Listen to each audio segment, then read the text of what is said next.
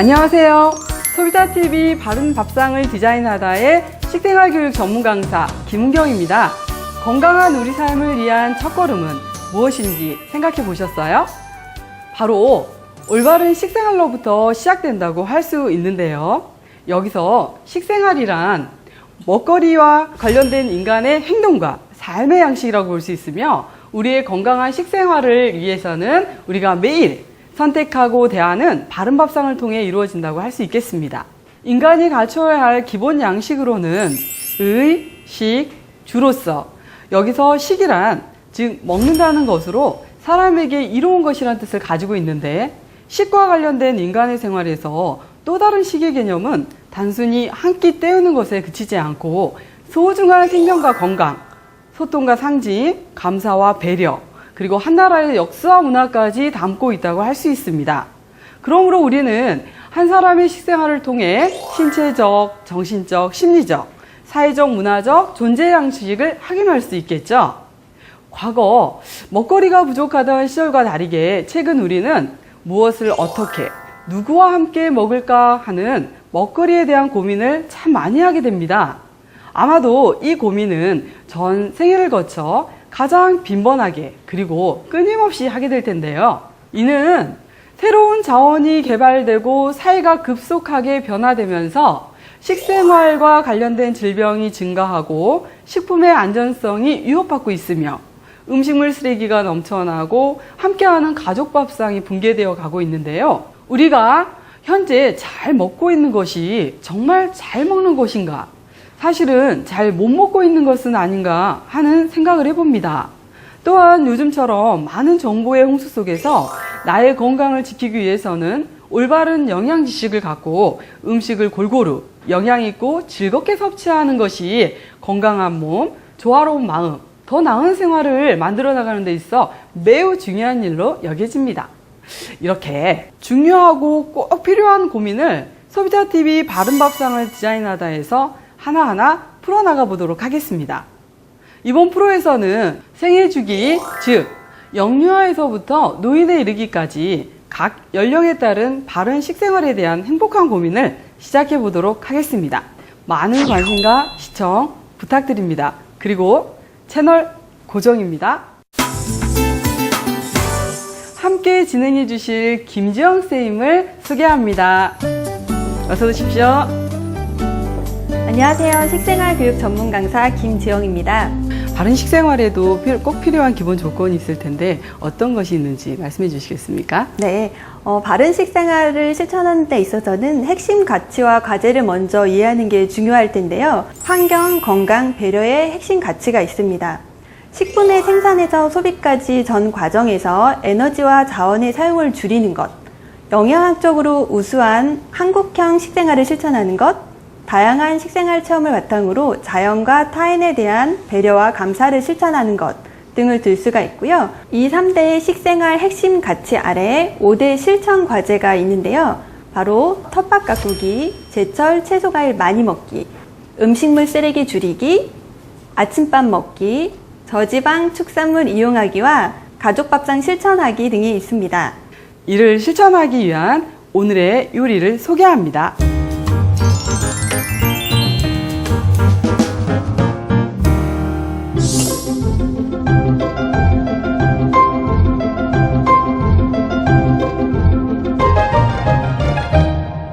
그럼 선생님, 뭐부터 시작해야 될까요? 네, 우엉 손질을 먼저 해보도록 할 텐데요. 자, 우엉을 손질하실 때는요, 칼 등을 이용해서 껍질을 가볍게 긁어주신 다음에 흐르는 물에 씻어주시면 됩니다. 이 껍질을 사용해도 괜찮을까요? 네, 식품의 껍질을 통째로 다 드시는 거는 식품에 갖고 있는 모든 영양소를 섭취할 수 있는 아주 좋은 방법인데요. 특히나 뿌리 채소에는 식품의 버팀목이 되는 영양분이 가득 들어있기 때문에 그대로 드시는 거는 아주 좋은 방법입니다. 그럼 우엉은 어떻게 썰어야 되는지 썰기 보여주세요. 네, 우엉을 좀 잘라볼 건데요. 우엉은 섬유질이 조금 질기기 때문에 이렇게 연필을 깎는 것처럼 돌려가면서 깎아주시면 부드럽게 드실 수가 있습니다. 고구마는 한 입 크기로 깍둑 썰기 하도록 하겠습니다. 네. 그러면 선생님, 이 뿌리 채소가 현재 연근, 고구마, 우엉 있는데 다 다른 채소를 이용할 수도 있나요? 네. 인삼이나 더덕, 또 겨울에는 무를 사용해도 참 좋은데요. 각각의 식감과 향이 다르기 때문에 다양한 맛으로 즐기실 수가 있습니다. 연근은 이렇게 연근도 마찬가지로 껍질째 씻어서 연근 모양을 살려서 그대로 썰어주시면 좋은데요. 연근은 단면이 조금 크기 때문에 이렇게 다각썰기하는 방향으로 잘라주시면 연근의 모양과 식감을 그대로 살릴 수가 있습니다. 그 다음에는 그럼 이제 어떤 작업이 이루어지나요? 네, 오늘은 생표고버섯을 준비했는데요. 생표고버섯 같은 경우에는 이렇게 슬라이스를 해주시면 되고요. 마른 표고는 미리 불렸다가 사용을 하시면 됩니다. 먼저 밥을 올려놓고 양념장을 만들어 보도록 할 텐데요. 네. 자, 먼저 냄비를 준비한 다음에 자, 이거는 씻어 놓은 쌀이고요. 네. 네, 한 컵 분량의 쌀이고요. 채소밥을 할 때는 채소가 갖고 있는 수분이 있기 때문에 평상시보다 물의 양을 적게 하시는 게 중요한데요. 오늘은 불린 쌀에 부피와 동량의 물을 넣고서 밥을 짓도록 하겠습니다. 물을 부으신 다음에 그 위에 준비한 뿌리채소를 올려주겠습니다. 네, 연근을 넣고 그다음에 고구마, 우엉을 위에다가 올려주신 다음에 위에다가 표고버섯을 올리도록 하겠습니다. 네, 채소를 다 이렇게 담아주신 다음에 뚜껑을 덮고서 불에 올리도록 하겠습니다. 냄비밥을 지으실 때는요, 처음에 센 불에서 시작해서 물이 끓으면 그때 중불로 줄이신 다음에 뜸을 들이시면 됩니다. 오늘 비빔장은 국간장을 사용할 건데요. 국간장을 사용하시면 좀 더 개운하고 칼칼한 맛으로 드실 수가 있습니다. 시중에서 간장을 구입할 때 어떤 간장을 구입하는 게 좋을까요? 간장은 제조 방법에 따라서 재래식 간장과 계량식 간장으로 구분을 할 수가 있는데요. 시중에서 구입하실 때 재래식 간장은 국간장 또는 조선간장으로 생각을 하시면 되고, 계량식 간장은 양조간장이나 진간장으로 구입을 하시면 됩니다. 볼을 준비하시고요. 간장을 먼저 부을게요. 준비한 재료를 모두 다 넣고 섞어주시면 되는데요. 국간장에 고춧가루와 쪽파를 넣을 거고요. 쪽파는 계절에 따라서 달래나 냉이 같은 거를 사용하시면 좀 더 다른 향으로 드실 수가 있습니다. 자, 혹시 조금 짤 수가 있으니까 물을 좀 넣을게요. 자, 이렇게 다 넣으신 다음에 고루 섞어 주시고요. 마지막으로 참기름을 넣도록 하겠습니다.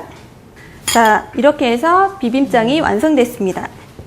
여기에 남은 은행과 대추는 어떻게 이용하나요? 예, 은행은 껍질째 넣어주시면 되고요. 대추는 이렇게 돌려깎기를 해서 씨를 제거한 후에 적당한 크기로 등분을 해주시고요. 밥이 다 끓고 나서 뜸이 들을 때 넣어주시면 됩니다. 자, 밥이 익어가고 있는데요.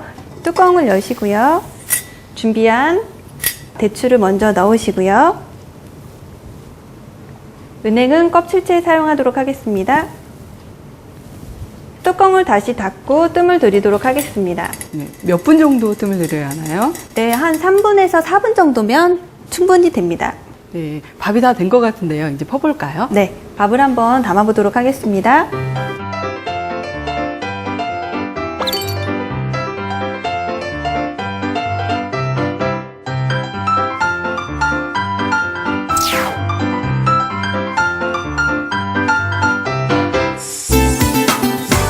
자, 그럼 다음 요리로 들어가 볼까요? 네, 다음은 뿌리채소와 함께 드시기에 좋은 뚝딱 만들 수 있는 사과 깍두기입니다. 사과는 다른 과일과 마찬가지로 비타민, 무기질, 식이섬유가 풍부한 과일인데요. 빨간색으로 카로티노이드가 풍부한 과일입니다.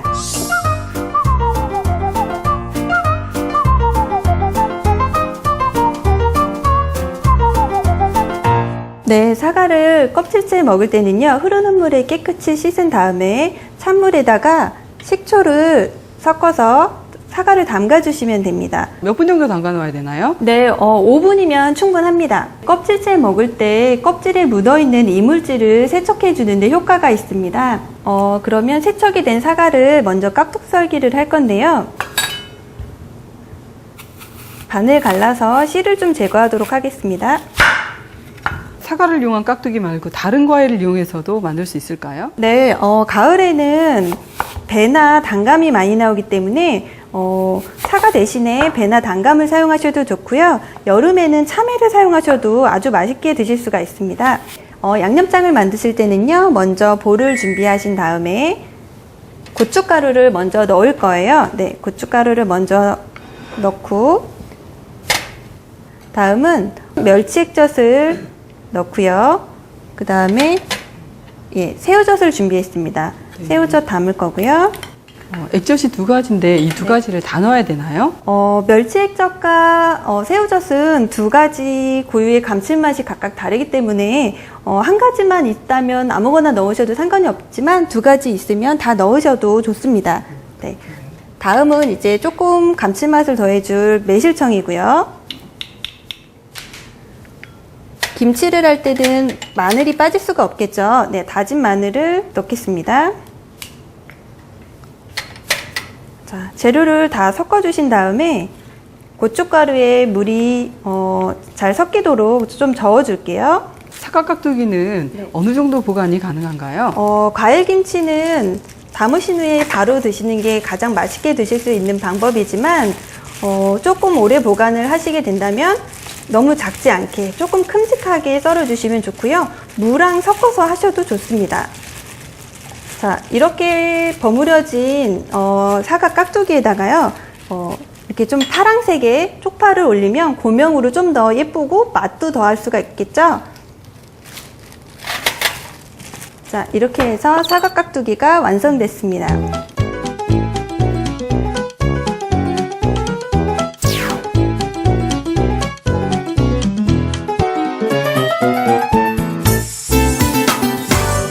뿌리 채소밥을 짓고 남은 이 자투리 채소를 이용해서 만들 수 있는 게 뭘까요? 네, 남은 자투리 우엉은 우엉차를 만들어서 드시면 좋은데요. 우엉에는 폴리페놀과 식이섬유가 풍부해서 항산화 작용을 하고 또 변비 예방에도 아주 좋습니다. 중불에서 볶아주도록 할 건데요. 팬을 살짝 달구신 다음에 잘라놓은 우엉을 넣고 볶아주도록 하겠습니다.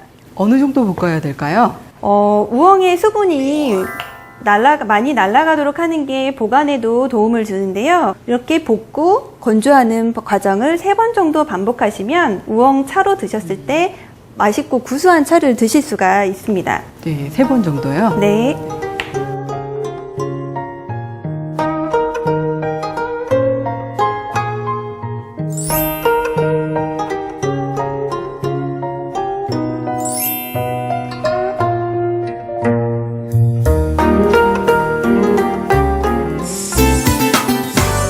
지금까지 우리의 건강한 식생활을 위한 첫걸음인 바른밥상이 갖춰야 할 요건에 맞는 요리 3가지를 해보았는데요. 여러분 재밌게 시청하시고 도움이 되셨는지 모르겠습니다. 이 방송을 끄기 전에 바로 나의 식생활을 돌아보고 실천에 들어가셨으면 합니다. 다음 이 시간에는 생애주기 시작인 영유아를 위한 바른밥상을 들고 찾아뵙겠습니다. 바른밥상 밝은 백세 바른밥상을 디자인하다 다음 시간에 찾아뵙겠습니다. 감사합니다.